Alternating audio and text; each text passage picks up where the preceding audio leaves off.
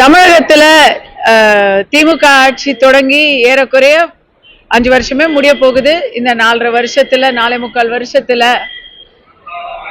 முக்கியமா எல்லா இடத்துலயும் பார்க்குற ஒரு மிகப்பெரிய வித்தியாசம் என்னன்னு சொன்னா 2021ல எலெக்ஷன்ல நாம பேசின பிரச்சனைகள், அப்ப எதிர்கட்சி தலைவராக இருந்த ஸ்டாலின் அவர்கள் பேசின பிரச்சனைகள் பாத்தீங்கன்னா டாஸ்மாக், கரோனா போன்ற விஷயங்களை எல்லாம் அவர் ஹைலைட் பண்ணிக்கிட்டு இருந்தாரு. இன்னைக்கு அது ரொம்ப பெருசா இருக்கு. அதை விட பெரிய பிரச்சனை போதை பிரச்சனையா இருக்கு. லா அண்ட் ஆர்டர், பெண்கள் பாதுகாப்பு, இந்த விஷயம் ரொம்ப ரொம்ப சீர்கெட்டு போயிருச்சு. தமிழகம் எங்கும் பெண்களுக்கான பாதுகாப்பு குறித்தும் பெண்களுக்கு இப்போது கிடைக்காத அந்த பாதுகாப்பையும் தமிழகம் முழுக்க சீர்குலைந்த இந்த சட்டம் ஒழுங்கையும் கண்டித்து தமிழ்நாடு முழுவதுமாக இன்று பாஜக, அதிமுக உள்ளிட்ட தேசிய ஜனநாயக கூட்டணி கட்சிகள் மிக பிரம்மாண்டமான ஆர்ப்பாட்டத்தை நடத்தி கொண்டிருக்கிறார்கள். காலையிலிருந்து ஆரம்பிச்சிடுச்சு. கோயம்புத்தூர்ல இன்று மாலை 4 மணியிலிருந்து இந்த ஆர்ப்பாட்டத்தை நாங்கள் முன்னெடுத்து வைக்கிறோம். முக்கியமா இந்த ஆட்சிக்கும் மக்களுக்கும் மக்கள் குரலாக ஒலிக்கிறோம். கோயம்புத்தூர்லயே நிறைய இதுக்கான உதாரணங்களை சொல்ல முடியும். படிக்க போற பிள்ளைங்களுக்கு நடுவுல கிரிமினல்கள்லாம் கேம்பஸ்ல உலாத்திக்கிட்டு இருக்கிறாங்க.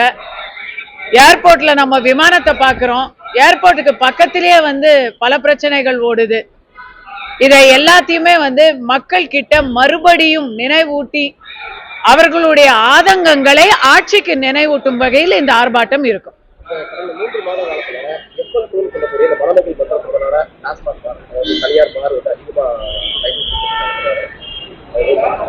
இல்ல, இந்த திமுக அரசை பொறுத்த வரைக்கும்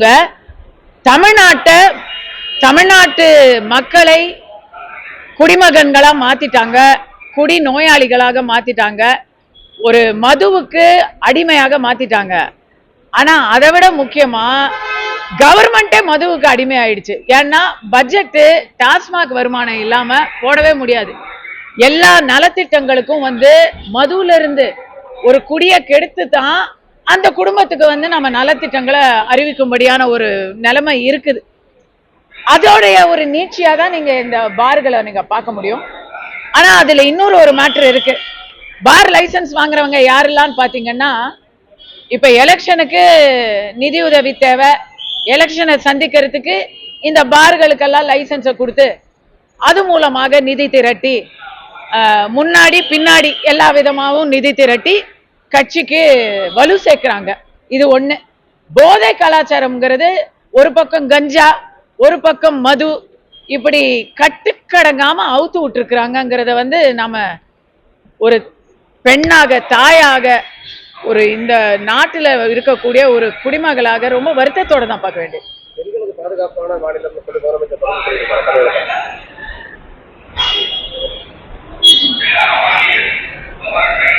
அதாவதுங்க, சில சமயம் நம்மளை சுத்தி நம்மளால எதையுமே கட்டுப்படுத்த முடியல.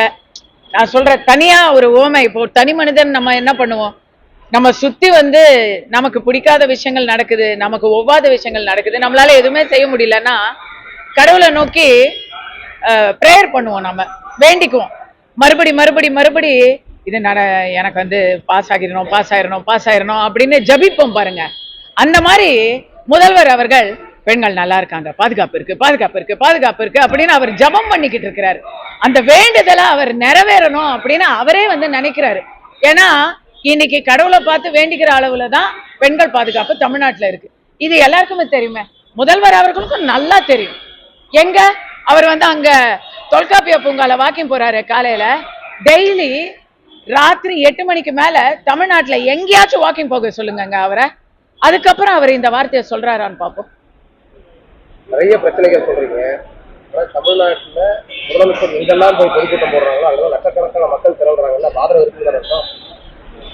இப்போ மக்கள் திரண்டாங்கன்னா ஆதரவு இருக்குன்னு சொன்னா, அப்ப இன்னைக்கு புதிதாக ஒரு நடிகர் துவங்கிய கட்சிக்கு அதை விட அதிகமாக கூட்டம் திரள்கிறது. அதுக்கும் ஆதரவு இருக்குன்னு நீங்க சொல்ல வரீங்களா? இதெல்லாம் கூட்டம், ஏன்னா நீங்க கேட்ட கேள்விக்கான பதிலா சொல்றேன். மோடி அவர்கள் வந்த போது மதுராங்கதத்துல லட்சக்கணக்கானவர்கள் கூடினார்கள். அது ஆர்கானிக்கான கூட்டம். யாருமே அந்த இடத்துல சினிமா கவர்ச்சியையோ அல்லது பணத்தையோ அதிகார பலத்தையோ அந்த இடத்துல பிரயோகிக்கல. அங்க வந்தது உண்மையான கூட்டம். அதை நான் கண்ணால பார்த்திருக்கேன். நீங்க சொல்ற கூட்டங்களுடைய ஜனங்கள் எப்படி வராங்கங்கிறதையும் நம்ம தெரிஞ்சுக்கிட்டு தான் இருக்கோம். மக்கள் ஒரு வகையில சொல்றேனே, மக்கள் ஒரு அரசியல் கூட்டத்துக்கு திரளாக வருகிறார். எந்த காரணமா வேணா இருக்கட்டும், வரவழைக்கப்பட்டார்கள், வந்தார்கள், அவங்களா வந்தாங்க, எந்த காரணமா வேணா இருக்கட்டும், எதுவா இருந்தாலும் மக்களுக்கு அரசியல் ஆர்வம் அதிகரிச்சிச்சுன்னா நான் அதை வரவேற்கிறேன். கமல் அவர்கள் நாடாளுமன்றத்தில் பெரியார் அவர்கள் மேற்கோள் கட்டி விமர்சித்தாங்க. ஆனா அதையுமே எல்லாம் வரவேற்று தமிழ்நாடு அரசு இல்லைங்க. கமல் பேச்சு ரைட்டுன்னு அவங்க சொல்றாங்கன்னா அதுக்கு முக்கிய காரணம் அவங்களுக்குமே அந்த ஸ்பீச் புரியல. புரிஞ்சிருந்தா அவங்க கண்டிப்பா வரவேற்று ரைட்டுன்னு சொல்ல மாட்டாங்க. அவங்களுக்கு பெரியாரையும் தெரியல, கமலையும் தெரியல, அவர் என்ன பேசினாருங்கிறதும் தெரியல. அதனால குருட்டு போக்கா எதுக்கும் இருக்கட்டும் அப்படின்னு சொம்ப மட்டும் தூக்கி முட்டை மட்டும் கொடுத்துட்டு இருக்கிறாங்க. அதான் உண்மை. கமல் அவர்கள் பேச்சுல நான் அதை பத்தி ஏதாவது ஒரு வீடியோ என்னைக்காச்சும் போடணும்னு நினைச்சுக்கிட்டு இருக்கேன். ஆரம்பமே அவரு பவதி பிக்ஷாந்தேஹி என்று தெலுங்கில் பிச்சை எடுத்த தியாகையர்னு சொல்லி தியாக பிரம்மத்தை அவமானப்படுத்தி தான் அவரோட ஸ்பீச் அவர் ஆரம்பிக்கிறாரு. தெலுங்கு பாஷையும் தெலுங்கு மொழியும் அவமானப்படுத்தி தான் அவர் ஸ்பீச் ஆரம்பிக்கிறாரு. ஆனா இந்த கவர்மெண்ட்ல பொய்யா கஸ்தூரி மேல தெலுங்கு மக்களை பேசினாங்கன்னு வழக்கு போட தெரியுது. ஆனா தெலுங்குல பிச்சை எடுத்தாரு தியாகராஜரு அப்படின்னு சொன்ன கமலை பாராட்ட தெரியுது. அப்படின்னா பாத்துக்கீங்களேன். விருதுநகர்ல துணை முதலமைச்சர் செல்ஃபி எடுத்ததால விஜய் மாற்றி தான் பண்ணாருன்னு சொல்லி காவேசா சொல்றதெல்லாம் சோசியல் மீடியால வைரலாகிட்டாங்க.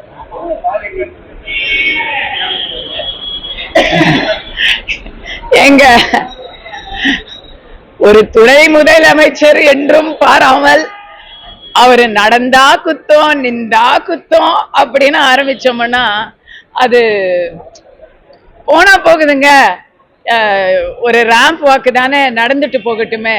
இன்னும் சொல்ல போனா அந்த மாதிரி நான் தான் சொல்றேனே, தமிழ்நாட்டுல குண்டும் குடியுமா இருக்கக்கூடிய சாலைகள்ல அவரு பஞ்சாயத்துல கமிஷன் பாதி கல்லு பாதி அப்படின்னு போடப்பட்டிருக்கும் இந்த ஆட்சியில் இடப்பட்டிருக்கும் சாலைகளில் தெருக்களில் உதயநிதி அவர்கள் அலங்காரமாக ஒய்யாரமாக நடக்க வேண்டும் என்பதுதான் எங்களுடைய கோரிக்கையும் கூட. கட்சி எங்க கட்சியில நாங்க பேசி அதுக்கப்புறம் கட்சி அதுக்கு முட்டு கொடுக்கிற பழக்கம் இல்ல. கட்சி எங்களுக்கு என்ன சொல்லுதோ அதை செய்யறது மட்டுமே எங்கள் கடன். சட்டமன்றத்துல யார் போட்டி போடுவாங்கன்னு கட்சி தலைமை சொல்லும். நான் இன்னைக்கு பெண்களுடைய பாதுகாப்புக்காக குரல் கொடுக்கறதுக்காக என்ன தமிழக பாஜக தலைமையில நயினார் நாகேந்தர் அவர்கள், இங்க வானதி அக்கா அவர்கள், இவங்க 2 பேரும் என்ன தேர்ந்தெடுத்து இங்க அனுப்பிச்சிருக்கிறாங்க. அதற்கான முழு ஒத்துழைப்பையும் நான் இங்க கொடுக்க வந்திருக்கேன். அடுத்தவர் பெற்ற குழந்தைகளை அடுத்தவர் பெற்ற குழந்தைய என்னுடைய குழந்தைன்னு சொல்லக்கூடிய ஒரு நிலைதான் தமிழகத்தில் நிலவிட்டு எடப்பாடி பழனிசாமி அறிவிச்சிருக்காரு. தமிழக இல்ல, அவரு புரட்சி தமிழர் எடப்பாடியார் அவர்கள் எனக்கு நான் ரொம்ப ரசிகர் அவருடைய ஓமைகளுக்கு. அவர் இந்த கடாமுடா அப்படின்னு இந்த கமல் ஸ்டைல்ல எடுக்க மாட்டார். அவரு ரொம்ப சிம்பிளா கடைசி பாமரனுக்கும் புரியற மாதிரி ரொம்ப ஈஸியா சொல்லிட்டு போயிடுவாரு. கடந்த ஆட்சியில செய்யப்பட்ட சாதனைகள், கடந்த ஆட்சியில துவக்கப்பட்ட முயற்சிகள் எல்லாத்தையும் இப்ப நாங்க தான் செய்யணும்னு ஸ்டிக்கர் ஒட்டிக்கிறாங்க. அந்த ஸ்டிக்கரை தான் அவர் அவ்வளவு அழகா சொல்லியிருக்காரு. இன்னொருத்தன் குழந்தைய எடுத்து பத்தியா, என் குழந்தை எவ்வளவு அழகு பத்தியா, எவ்வளவு அறிவு பத்தியா அப்படின்னு சொல்லிக்கிறதா தான் சொல்லிக்கிறாரு. அதானுங்க உண்மை. யதார்த்த நிலைமையே ரொம்ப ரொம்ப ஈஸியா சொல்லிட்டாரு.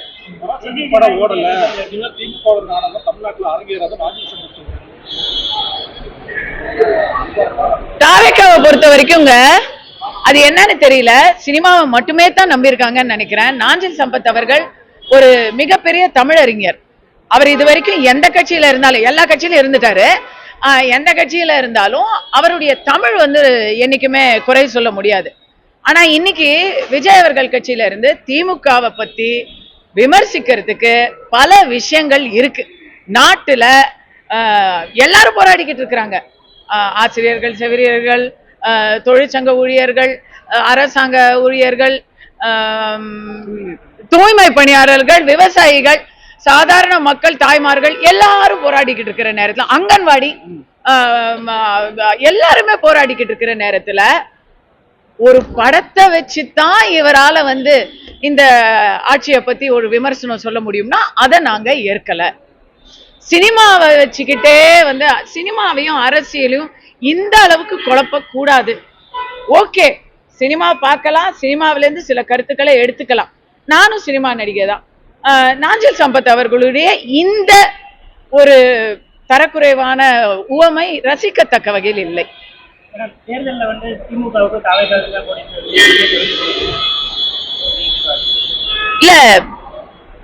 இல்ல பிரதர், நீங்க சொல்றீங்கல்ல விஜய் தொடர்ந்து சொல்லிக்கிட்டு இருக்கிறாருன்னு, அதையே நான் ஒரு பெரிய சாதனையா பாக்குறேன். ஏன்னா அவர் எதுவுமே சொல்றதே இல்ல.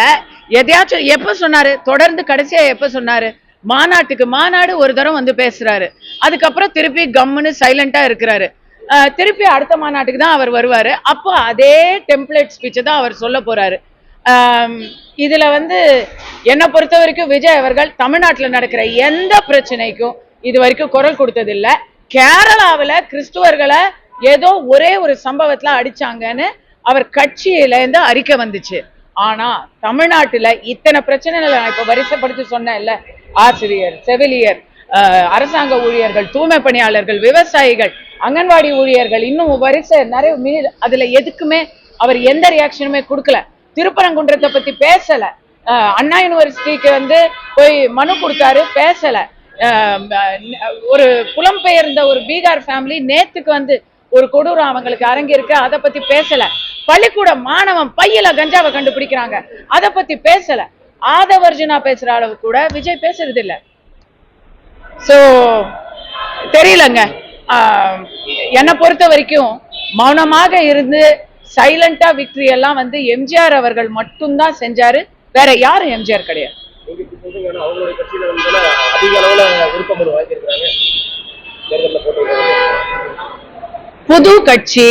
புது கட்சியில இளைஞர்கள், விஜய் அவர்களுடைய ரசிகர்கள், இவங்கெல்லாம் இதெல்லாம் செய்வாங்க, வாங்குவாங்க.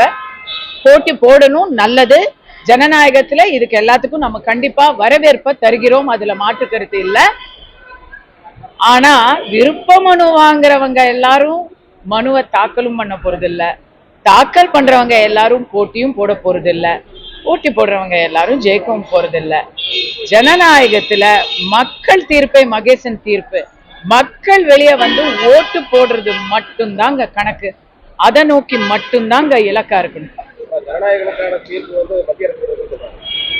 ஜனநாயகன் படத்தை பத்தியா? ஜனநாயகன் படத்தை பொறுத்த வரைக்கும் நான் மறுபடியும் சொல்றேன், கங்கனா ரனௌத் ஒரு படம் எடுத்தாங்க, எமர்ஜென்சின்னு பேரு. அது முழுக்க எமர்ஜென்சில இந்திரா காந்தி அவர்கள் எடுத்த நடவடிக்கையை பத்தின ஒரு படம். அதுல பாஜகவுக்கு எந்த ஒரு எதிர்ப்பான கருத்தும் இருந்திருக்க வாய்ப்பில்லை. அவங்க சிட்டிங் எம்பி. அந்த மாதிரி ஒரு நேரத்துல அவங்களோட படத்துக்கு 4 மாசம் சென்சார்ல பிரச்சனை டிலே ஆகி செப்டம்பர்ல ரிலீஸ் பண்றோம்னு சொன்னவங்க கோர்ட்டுக்கு போனாங்க. அவசரப்பட்டு தயாரிப்பாளர்கள் கோர்ட்டுக்கு போனாங்க. கோர்ட்டுக்கு போனா சட்டம் தன் கடமையை செய்யும், ஆனா உடனடியா செய்யாது.